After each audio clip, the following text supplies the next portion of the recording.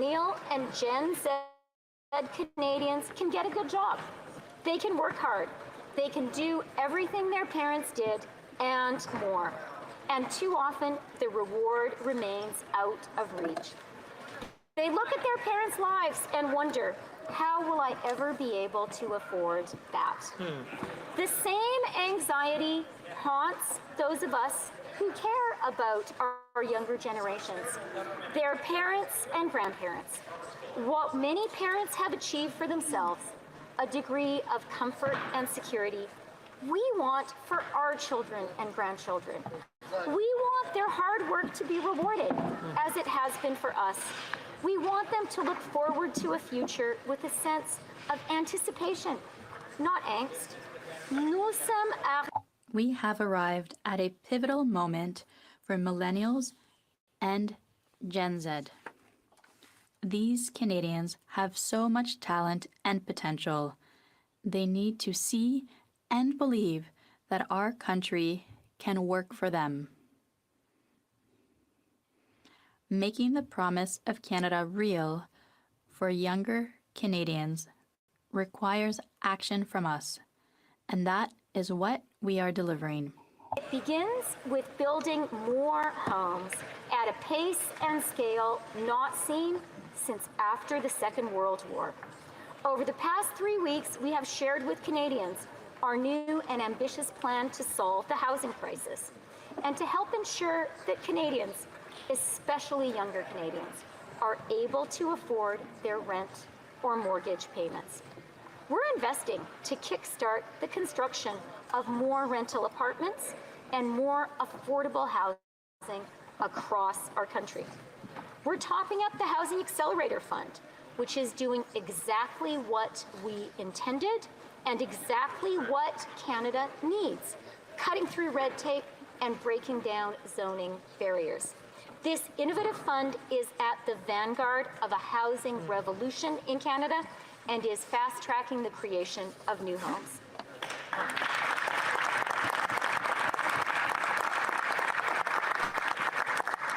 We're making the math work for builders by cutting federal taxes on new apartment construction, breaking down regulatory and zoning barriers, providing direct, low-cost financing, and making more government land available for building. In a country with winters as long and as cold as ours, we are scaling up innovative construction techniques like modular housing to build homes year-round. Modular housing makes Canadian homes less expensive and the Canadian economy more productive. To support all this new housing, we are investing in the infrastructure communities need to grow and increasing the number of construction workers by creating opportunities for apprentices and recognizing foreign credentials. We're making it easier for Canadian homeowners to add a basement suite or a laneway house, so middle-class Canadians can be part of the housing. Middle-class Canadians should not be living in basement suites or having to rent out their basement suite. Homes faster across our country is quite literally an exercise in nation building, a true Team Canada effort.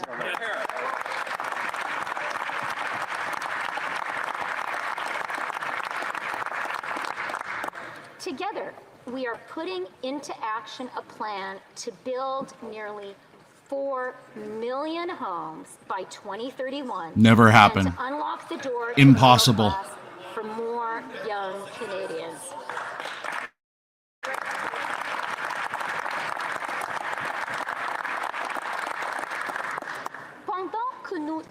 While we work urgently to increase the supply of housing, our government is taking action to bring relief to Canadians, especially younger Canadians, by making it more affordable to rent or to buy a new home. This starts with better protecting renters from steep rent increases and renovictions.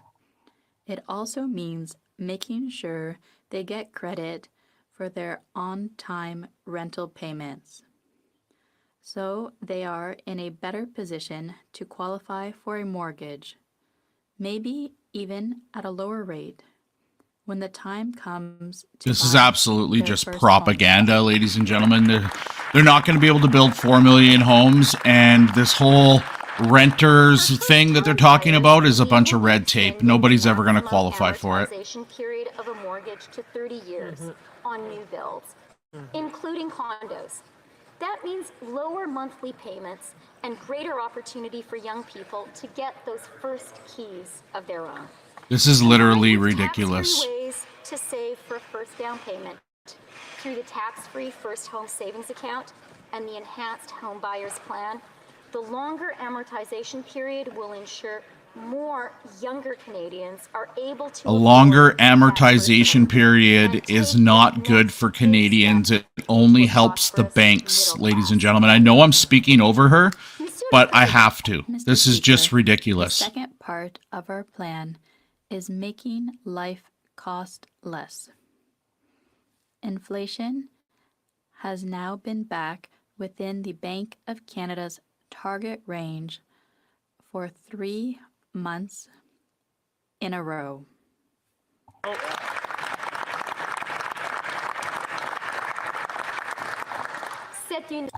That is good news for Canadians. But more is needed to help reduce the cost of living, to help younger Canadians gain ground. As a government, we've made transformative enhancements to Canada's social safety net. There's no such thing as a safety net in Canada anymore. This is literally the lady who said Canadians shouldn't rely on their homes to be investments. And making it financially possible for more Canadians to choose to start a family of their own. Now we're making further investments, creating even more child care spaces so more families can benefit and so more mothers don't have to choose between a career and a family. That's This bullshit. is feminist social policy. That's all that is And bullshit. it is smart economic policy too. Already, thanks to our early learning and childcare investments, Canada has reached a record high for working age women's labor force participation. So they destroyed the nuclear family, split people apart, told women they can go to work, and it's good you're going to work, and they only did it because they want your tax dollars, nothing else. 7 million Canadians have already signed up.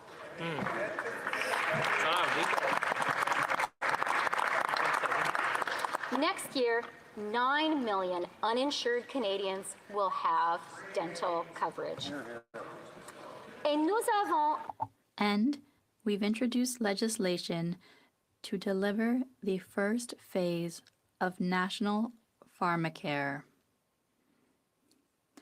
which will provide universal coverage for many diabetes medications and make contraceptives free, ensuring every Canadian woman can freely choose the contraceptive that works best for her. So I'm on board with Not the just diabetes the medication. only one she I can believe afford. nobody should have to pay for diabetes medication in this country. Contraceptives, however, well, you know, we can. I'll be on board with that. I'll take free that. contraceptives are central to a woman's right to control her own body. That is a fundamental woman's right. It is a fundamental human right. And that's the thing, though. You gotta be careful when they're funding pharmacare. So if they're funding diabetes medication, it's gonna bump up the price of that diabetes medication because now the government's paying for it. So it gives more money to pharmacare. So you gotta think outside of the box with this a little bit, folks. This is an essential right our government will always protect.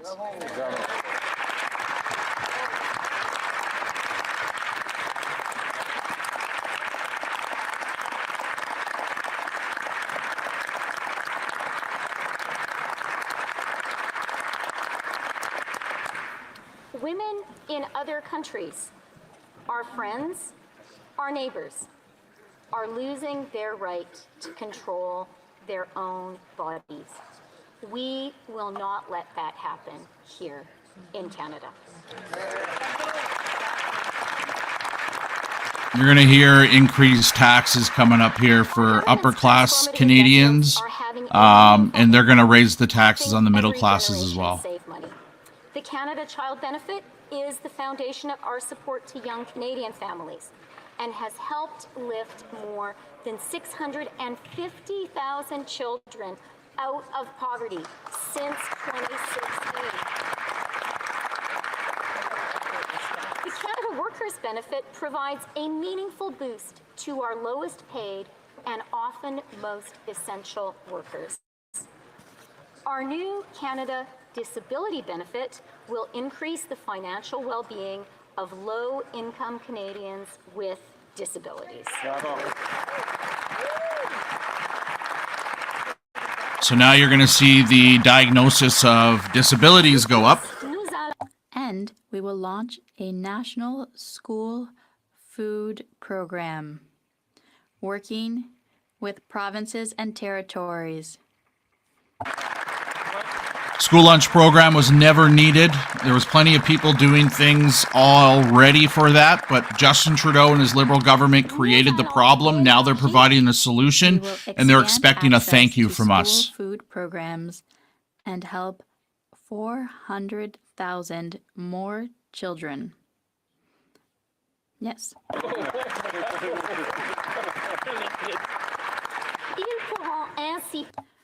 So that they can have good, healthy food that will allow them to have a fair start at a good, healthy life. The list of supportive, cost-saving measures goes on, Mr. Speaker. The GST credit arrives every 3 months to put some extra money in the pockets of millions of Canadians. The Canada Carbon Rebate ensures that we fight climate change in the most cost-effective way, delivering hundreds of dollars to Canadians every 3 months, including yesterday. Anybody else see how this is so socialized? All of the stuff they've destroyed, they're now throwing money back at to win votes. This is literal socialism, and you need to have full socialism in order to have communism, and that's literally what this government is. Proceeds to small and medium-sized businesses.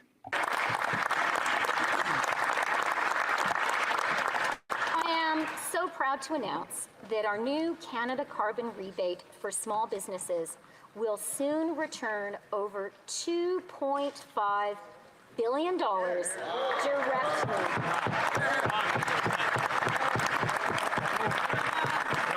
You know how fake Justin Trudeau is? He knows it's a lie. Like, he's just a bad actor. That's right. Over $2.5 billion directly to about 600,000 small and medium-sized businesses. This real, meaningful support is a testament to our commitment to Canada's small businesses. Mr. Speaker, at a time when prices are high, we're delivering real investments that help make life cost less for Canadians.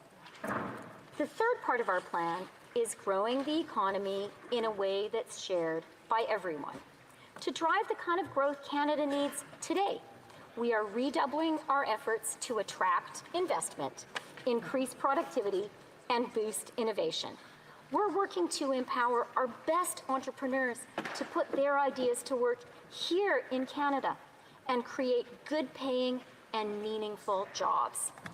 How do we do that? Well, to quote one of our country's great philosophers, we need to skate to where the puck is going. Cela veut dire. That means doubling down on artificial intelligence.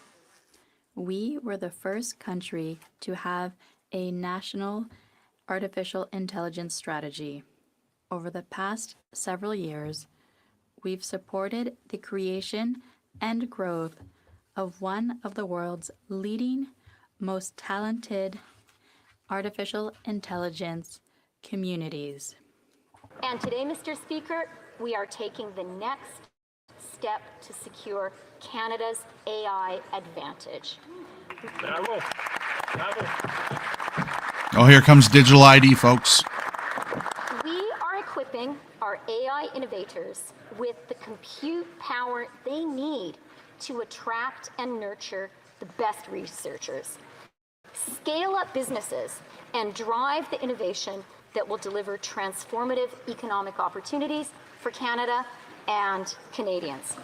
Homegrown Canadian AI companies are already helping to boost the productivity of Canadian workers. A natural area to seize a further competitive advantage for Canada is building the mechanical heart of the AI economy, data centers. We have a natural edge. We have abundant and clean electricity. We have skilled and experienced engineers. We have the cold climate needed to help cool supercomputers. And we are physically close to the world's largest market, which has vast data processing needs. We're introducing the Accelerated Capital Cost Allowance for innovation-enabling and productivity-enhancing assets. This means that investments in things like computers, data network infrastructure, and more will be eligible for immediate write-offs. This will encourage companies to reinvest, create more jobs, and make their businesses more productive and innovative. That's very good. Mr. Speaker, in the first 3 quarters of 2023, Canada attracted the very highest per capita foreign direct investment in the G7. Bravo. And now all that investment's going to run away. The third most total FDI in the world. Our budget builds on that significant accomplishment because attracting investment is key to driving growth, increasing productivity, and boosting innovation. With the Canada Growth Fund and our $93 billion suite of investment tax credits, we are already encouraging businesses to invest in emerging clean technologies that can drive growth and productivity and create more good-paying jobs. Today, we're proposing a new investment tax credit to attract companies investing across the electric vehicle supply chain. Canada boasts an abundance of natural resources. We intend to leverage this national advantage to build entire supply chains. And our new investment tax credit. So now the government is in the electric vehicle business, and companies like Ford and GM have come out and said that they're stopping their electric vehicle production because it isn't realistic. So now the federal government just thinks that they're in the EV industry now. And we are building on our track record of making it more affordable to go to college and university by renewing the increase in upfront Canada student grants and interest-free loans, increasing the amount of financial aid students get for housing, and making it easier for mature students to go back to school affordably. And all of this is on top of our campaign promise to eliminate interest on Canada's student loans, which we delivered on a year ago.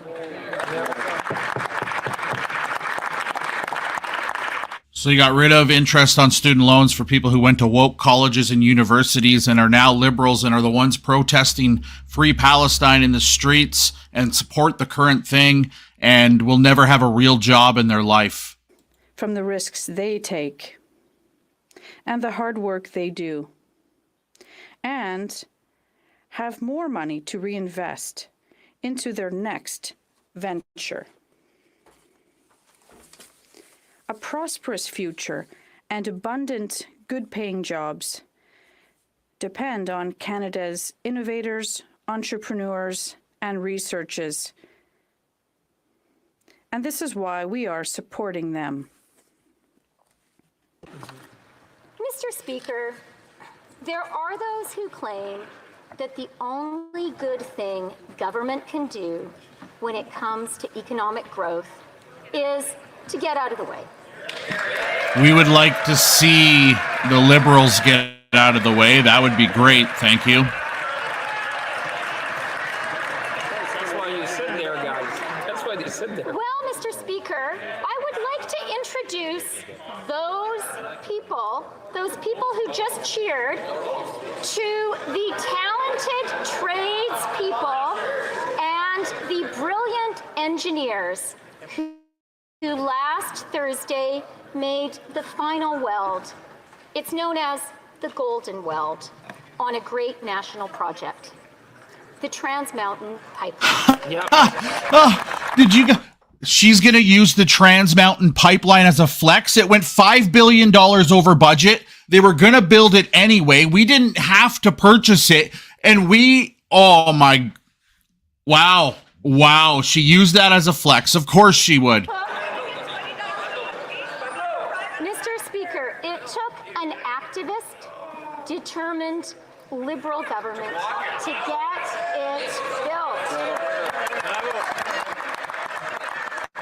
Folks, I want you, when we're done this live stream, I want you to call Chrystia's office. I want you to write letters to Chrystia. It's not going to do anything, but I want you to tell her how much of a fucking loser she is to use the Trans Mountain Pipeline and tradespeople in her speech today because she did nothing for them. She is making us broke, and she's using the Trans Mountain Pipeline as it's some sort of flex that they got it done. Yeah, way over budget and a waste of our money.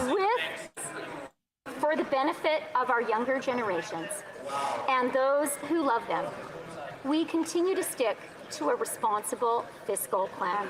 As part of that plan, in the fall, we set 3 very specific fiscal guideposts: maintaining the 2023-24 deficit at or below $40.1 billion. We're 1.2, almost $1.3 trillion in debt, folks. Relative to the 2023 fall economic statement, and keeping it on a declining track thereafter, and maintaining a declining deficit to GDP ratio in 2024-25, and keeping deficits below 1% of GDP in 2026-27 and future years. Yeah, you're not going to be in government there, Chrystia Freeland. You should be in jail by that time. One of these objectives is being met.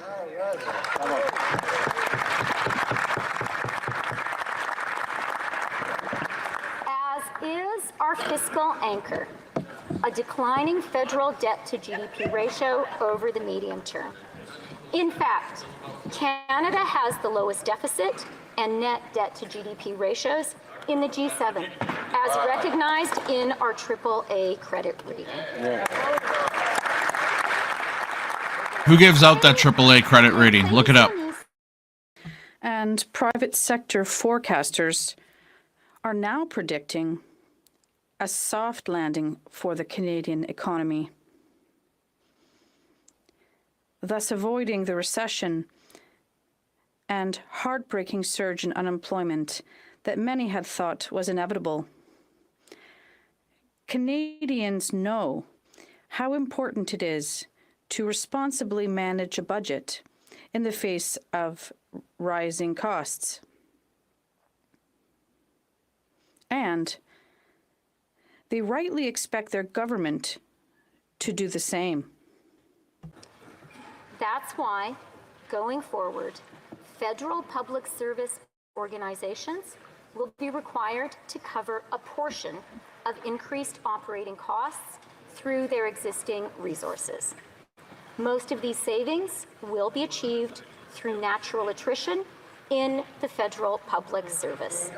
As a result, over the next 4 years, we expect the ranks of the public service to decline by approximately 5,000 full-time equivalent positions. That's bullshit. That's absolutely bullshit. You know when the job numbers go up, ladies and gentlemen, it's all artificial because they hire more public sector jobs in order to make it look like our economy is doing better. It's all bullshit. Our tax system is fairer too. In Canada and around the world, the 21st century winner-takes-all economy is making those at the very top richer, while too many middle-class Canadians are struggling just to avoid falling behind. The job of our tax system is to lean against this structural inequality, to fund investments in the middle class. You made it unequal. Especially in young Canadians, by asking those who are benefiting from the winner-takes-all economy to pay a little bit more. Today, I bet you none of them are going to pay more. doesn't do that. Today, it is possible for a nurse or a carpenter to pay tax at a higher marginal rate than a multi-millionaire. That's not fair. That must change, and it will. Our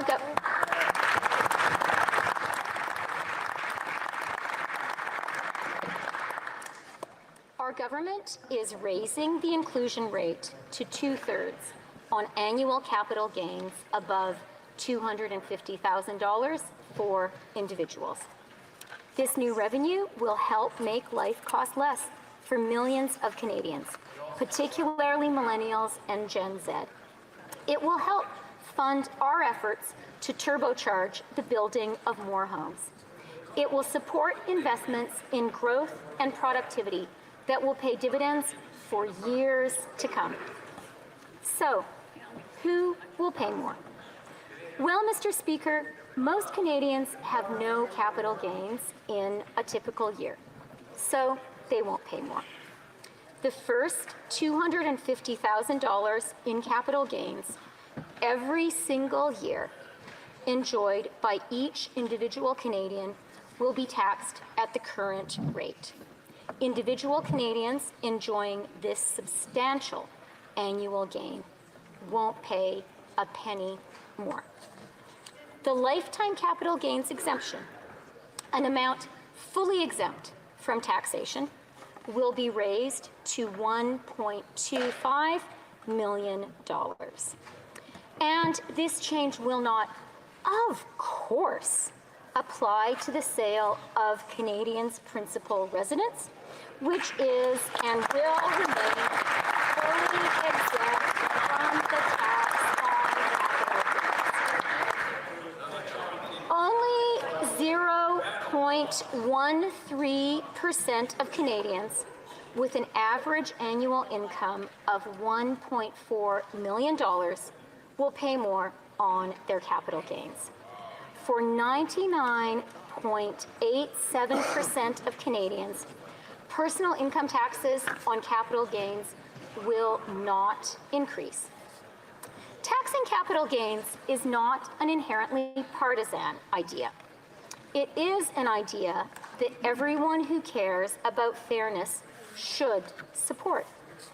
In fact, the idea of taxing capital gains in Canada was first broached by the government of Prime Minister John Diefenbaker and his Royal Commission on Taxation, chaired by Kenneth Carter. And Prime Minister Brian Mulroney raised the capital gains inclusion rate to 75%, higher than the rate we're establishing today.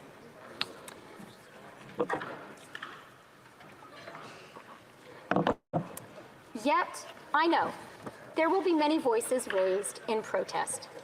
No one likes paying more tax, even or perhaps particularly. So this could have all been solved if they didn't frivolously spend for the past 8 years, right? If they didn't, irresponsibly spend, we would never be here. We are literally looking at a government who has spent more money than any other government in history.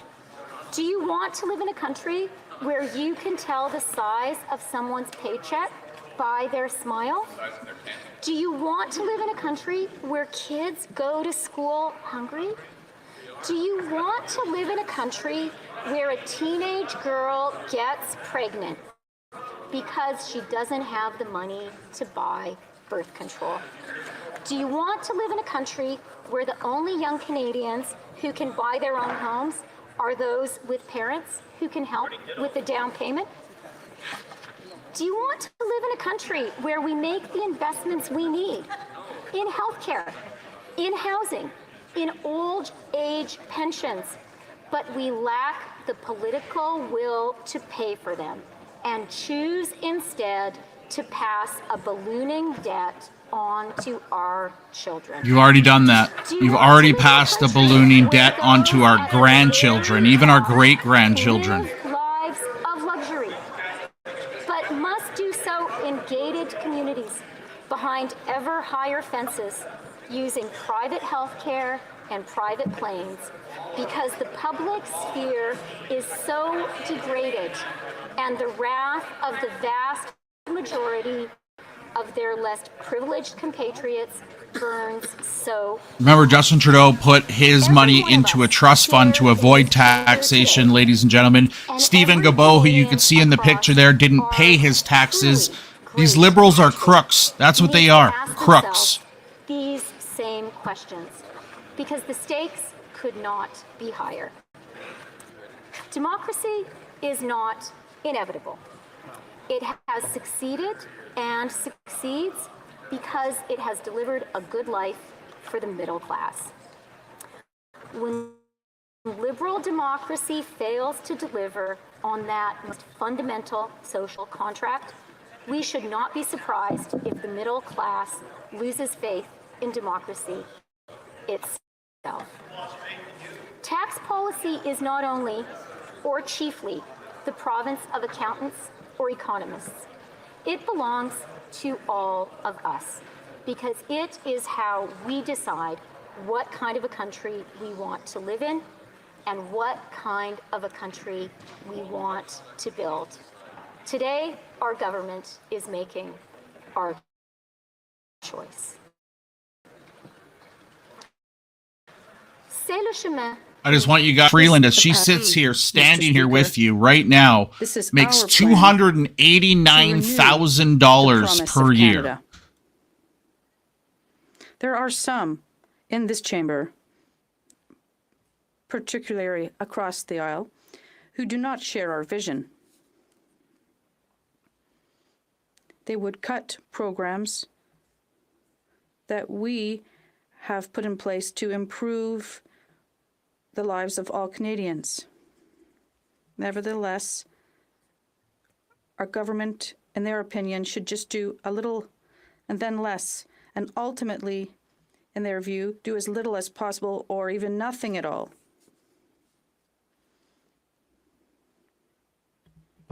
They ripped up early learning and childcare. And as housing minister, the current leader of the opposition only got a handful of homes constructed. It was our prime minister, not a conservative, who actually got a pipeline built. There she goes again, folks. She's using the pipeline. She's using the pipeline again to get that blue-collar vote, but she's lost. That is because our government understands that to do big things in Canada, sometimes the government needs to lead the charge, whether it is getting more homes built faster or finally creating a national system of early learning and childcare, or bending the curve on emissions. Let's be honest about what austerity and king state for Canadians. It means you're on your own. It means no one will give you a hand when you falter, and that you are choosing to turn your back on the friend or neighbor who has not been as lucky as you. That is not the Canadian way. In this country, we take care of each other.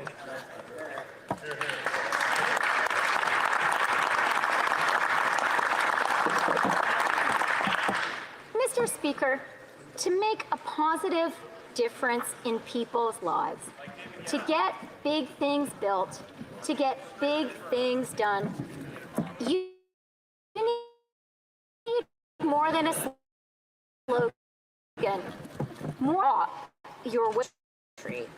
To make a difference in people's lives, you need a plan. Canada needs action, not indifference. We are acting.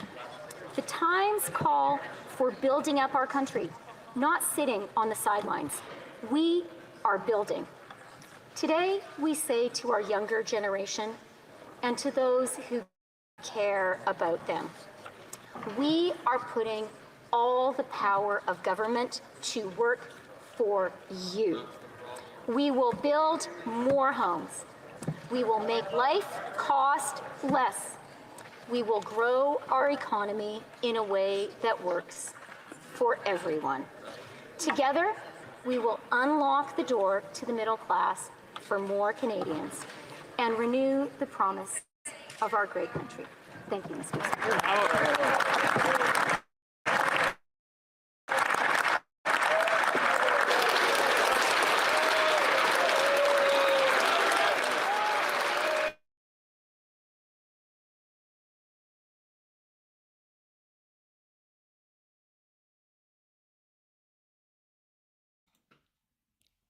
That was Chrystia Freeland, who give a budget to you, basically spending your money, ladies and gents. And at the end of the day, this budget will be the last budget. The last budget. Now we're going to hear from Pierre. Budget, since the Prime Minister promised that the books would balance themselves, and everything he's spending on has. He promised that the deficits would make housing affordable, but it ended up doubling the cost of rent and mortgage payments and down payments to buy a house. He said that the cost of food would be more affordable, and now it costs 30% more, and 1 in 4 children aren't able to get nutritious meals. After 9 deficits, Mr. Speaker, the government is rich and the people are poor. And today, they're doing the same thing over again with $40 billion worth of inflationary deficit.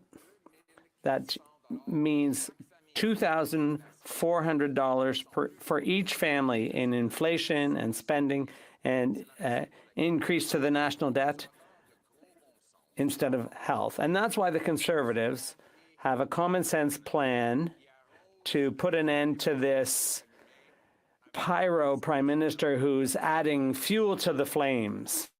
Ninth deficit. The 9th deficit after the Prime Minister promised the budget would balance itself.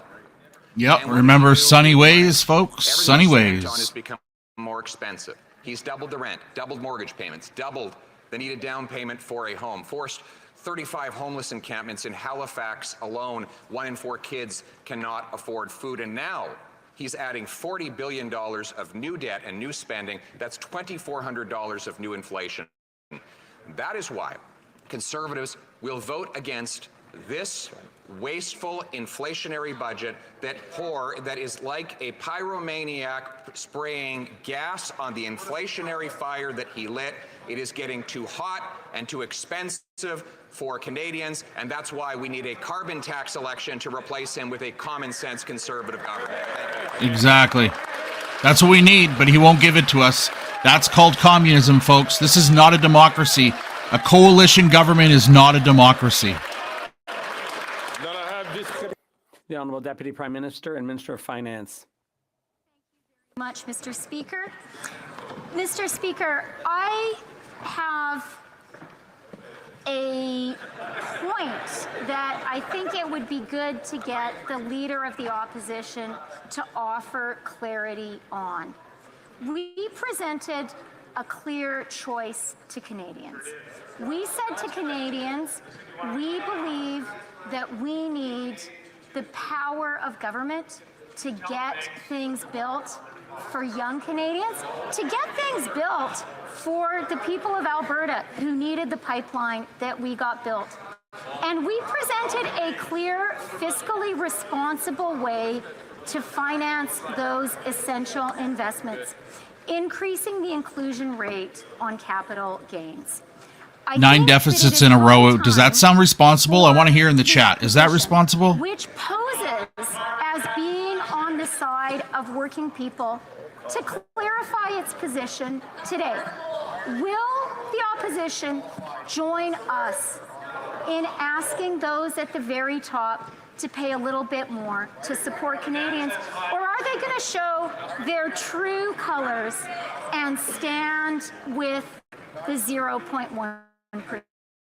That's what Canadians want to know today, Mr. Speaker. The Honourable Member for Mirabel.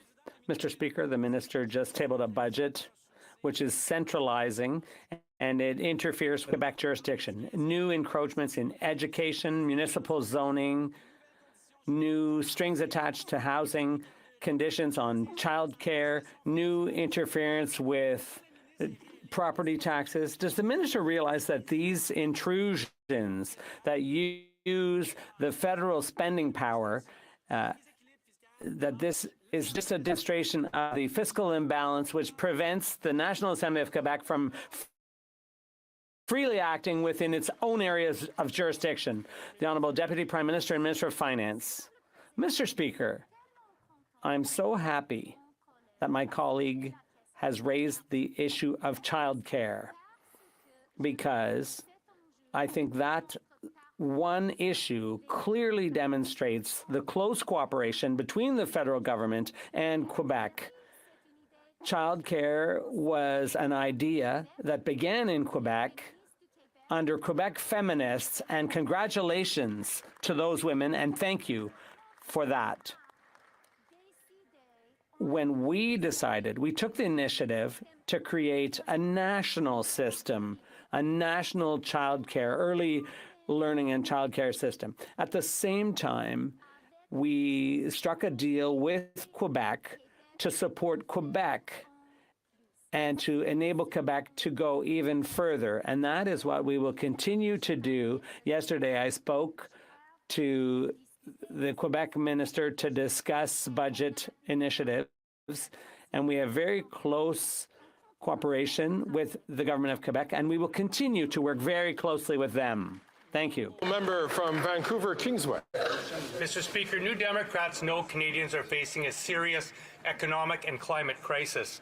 Millions of people are struggling to make ends meet and are worried about their children's future. That's why we've used our seats in this House to successfully press for meaningful relief and progress in this budget in numerous areas, including to build more homes, preserve existing affordable housing, and protect renters, to deliver universal... To be an NDP supporter or to be an NDP party member makes you a communist at this point. This man's leader of his party expensed more than any other leader of a party in this country, all while only taking care of 20 members of parliament in parliament. That is communism, ladies and gentlemen. Nothing more, nothing less. To ensure the corporate sector pays its fair share so we can better fund the services Canadians need. Can the minister explain why she declined to raise corporate tax rates in Canada, despite them being among the lowest in the OECD, despite the U.S. doing so, and in the face of record prices and profits? Was the lobbying that effective? The Honourable Deputy Prime Minister and Minister of Finance. Mr. Speaker, I want to start by congratulating the member for Vancouver Kingsway on his new role as finance critic. And I'm going to share with this House that he and I both grew up in Edmonton and first met when I was a teenager because he was working on my mother's election campaign. Life is funny that way. I therefore agree with the member from Vancouver Kingsway on so many things and have for so many years. But I have to say on this specific issue, we're going to have to agree to differ. We believe in a fiscally responsible policy, and we believe that when we make investments, we need to finance them. We also believe in fairness. Got to finance them off of the backs of hardworking Canadians. There's people that literally are going to be eating Kraft dinner tonight and not having meat in their diet because of this government's frivolous spending. It is ridiculous and it has to end. To ensure that Canada continues to be internationally And I'm not competitive, prejudiced Kraft dinner. to I ensure fucking that love Canada Kraft dinner, okay? continues to be an attractive investment destination for foreign investors and for Canadian investors. It was with that in mind that we were very thoughtful about the revenue-raising methods that we chose. Yeah. We have time for a very brief question from the member from Calgary, Forest Lawn. Conservatives told this Liberal NDP Prime Minister to stop his spending, his deficits, inflation, and his tax hikes. But this Prime Minister blew right through that stop sign, dumping $40 billion of fuel on the inflationary fire that he started. This photo-op budget is going to do nothing for average Canadians who can't afford a home and groceries today. Will the Finance Minister tell us how much each Canadian household is on the hook for the $54 billion of just interest charges? They asked her over and over again. She can't say anything. She doesn't have an answer to this. This shows you, ladies and gentlemen, right here. Equally brief answer from the Minister of Finance and Deputy Prime Minister. Let me just share then with the member opposite the good news that we got today, which is that inflation for March was 2.9%. For 3 months in a row, inflation in Canada has been within the Bank of Canada's target range. Is that the question? Did he? Am I missing something here? Did he ask that question? Did he ask what the what the percentage of inflation was? Am I missing something? Resuming the Honourable Leader of the Opposition.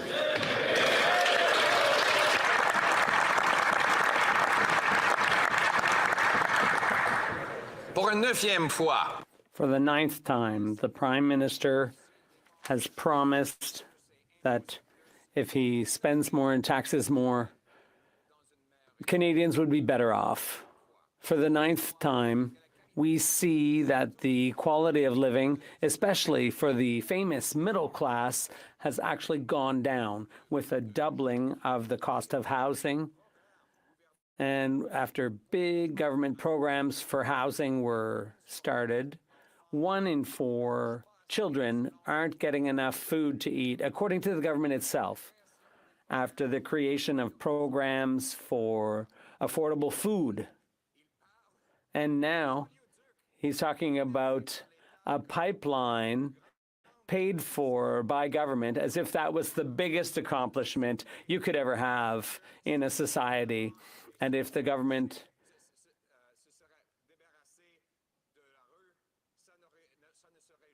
were not to have intervened, this never would have happened. This project is 500% over cost. Yep. That's your money, folks. The Your money. to pay for that has gone to Texas, another example of massive waste. And that is why Conservatives, with their common sense plan, will be voting against this budget and will be voting in favor of a carbon tax election, which will allow Canadians to choose a party that will cut taxes, build housing, fix budgets, and stop crime. That's our common sense. And in a 9th consecutive deficit, with the budget still not balancing itself. And everything on which the Prime Minister spends gets worse and more costly. He has spent and Canadians are broke. The country is broken. We have a doubling of housing costs.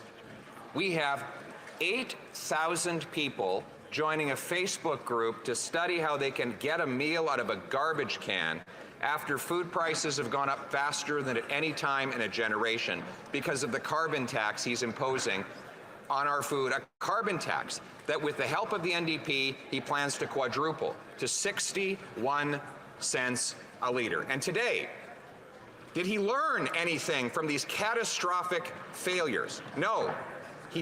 He doubles down on the same failure with $40 billion of new deficits, $40 billion of new spending. That's to say $2,400 for every family in new debt and new inflationary spending. And now, for the first time in a generation, we're spending more on debt interest than on bank and bondholders rather than and nurses. Right. And the great example of how wonderful government can be, given after a tremendous theatrical pause, was the government's purchase of the Trans Mountain Pipeline. What would have happened if the government had just gotten out of the way? Asked the finance minister.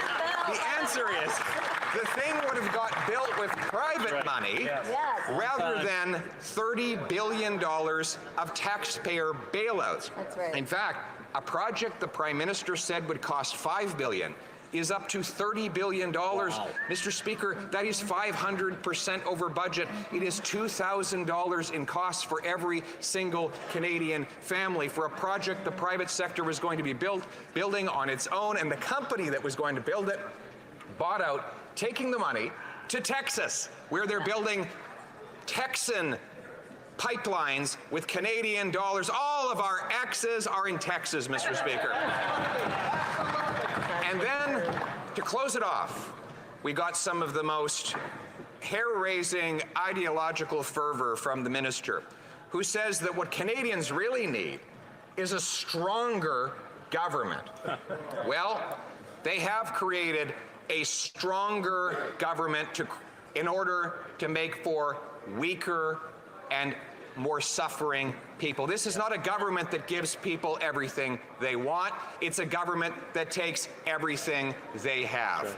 But the good news, Mr. Speaker, is we want big Canadian citizens with a smaller and more efficient government where the state is servant and not master, where our priorities are clear: to axe the tax, build the homes, fix the budget, and stop the crime. And as soon as the NDP takes away its support from this Prime Minister, we will have a carbon tax election where the people... You know what's amazing when it comes down to Liberals? Did you guys hear that in the background? Cut, cut, cut, cut. That was the rebuttal from the Liberal Party, right? Somebody heckling in the back. Yeah, you got to cut. When you overspend in your household or just say you're in debt and you have to pay off that debt, what do you have to do in your own household? And it's just funny that Liberals, they think this way. Like, they just don't understand they can't even run a fucking house. You know what I mean? It's just crazy. It's just crazy to me. By the member for Forest Long that the debate now be adjourned. Okay.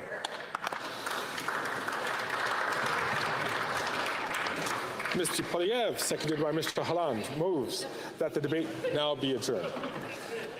Mr. Polyev at Mr. Poilievre, seconded by Mr. Halland, moves that the debate... So you see the House there, right? The Liberals didn't even stick around. Is adjourned until tomorrow at 2 p.m. pursuant to Standing Order 24-1. Heglema. Pursuant to Standing Order 83-2, the motion is deemed adopted and the House stands adjourned until tomorrow at 2 p.m. pursuant to Standing Order 24-1.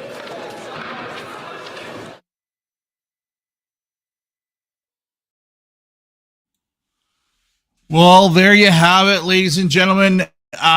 This is not going to do anything for the Liberals at all. What I want to do is I want to share this with you. from our friends over at 338canada.com. I want to show you what it looks like. The popular vote projection right now. These numbers aren't going to change, ladies and gentlemen. They're actually going to change in favor of the Conservative Party. So right now you have the Conservatives at 42%, Liberals trailing way behind at 25%. And you got the NDP in at 18. Now, let's go down to the 338 Canada odds of winning the most seats. They have 99% right now is the Conservative Party will win the most seats. And chances of an outcome, a 99% chance that the Conservative Party of Canada will have a majority government. Now, seat projections of potential coalitions, we don't even have to worry about that, right? So right now, they're only looking at the Liberal and NDP will have 92 seats combined between the two, where the Conservative Party of Canada will have 206 seats if the election were held today, is what the projections are. So, ladies and gentlemen, we don't have to worry about what's going on in the future after the next election. What we do have to worry about is Justin Trudeau has a year and a half. He's got a year and a half to literally destroy the country. And he's going to do that. He's going to do everything he can to destroy Canada in a year and a half because he knows Pierre will have to put it back together. My prediction is simple. The House of Commons will be more than 3/4 of Conservatives. That's going to look crazy. It's going to be crazy to see that many Conservatives in the House of Commons. The NDP party, Jagmeet Singh, has committed career suicide. He is done. He is over after the next election because Jagmeet Singh, the NDP party, will be lucky to even be a party after the next election, to be recognized as a party in the House of Commons. The Liberal Party is going to be reduced as well. The Bloc's going to increase. That's where your seat's going to go. And I am not a proponent of the PPC party in Canada, ladies and gentlemen. I'm not this guy that flies a purple flag or any of that other stuff. But I think we might see between 1 and 5 PPC members of parliament in the House of Commons after next election. That's where I think those changes are going to go that I talked about out of the NDP and out of the Liberals. Mostly it'll be out of the Conservatives, and then people will be moving. You guys get you get the gist, right? So that's our budget. What disgusted me in the budget was Chrystia Freeland going at blue collar workers and basically saying that, you know, they helped the blue collar worker out. They bought a pipeline with your money. With your money, they bought a pipeline. And at the end of the day, that's taxpayer money that never had to be spent because the Trans Mountain Pipeline was going to get built privately regardless. It was going to be built privately regardless, ladies and gentlemen. So we just got to think about this. They are going to spend a year and a half destroying this country. Conservatives are going to have a lot to do. And when people come to me and say, You're running away from Canada, I just give you this. I'm running away from Canada? No, I'm running away from this frivolous spending. I'm running away. This is going to take 50 years. 50 years to rebuild this country. We are a population of 41 million people, and many of them on social programs. That means 41 million people are in charge of almost $1.3 trillion of debt. Think about that. It's going to take forever. Ladies and gentlemen, we are 100% appreciative of all of your support. Thank you for being here. Thank you for watching Budget 2023 with me, 2024 with me, sorry. I appreciate each and every one of you. Thank you so much. Please go check out BertaProudDad.com to support the channel. Have a wonderful evening.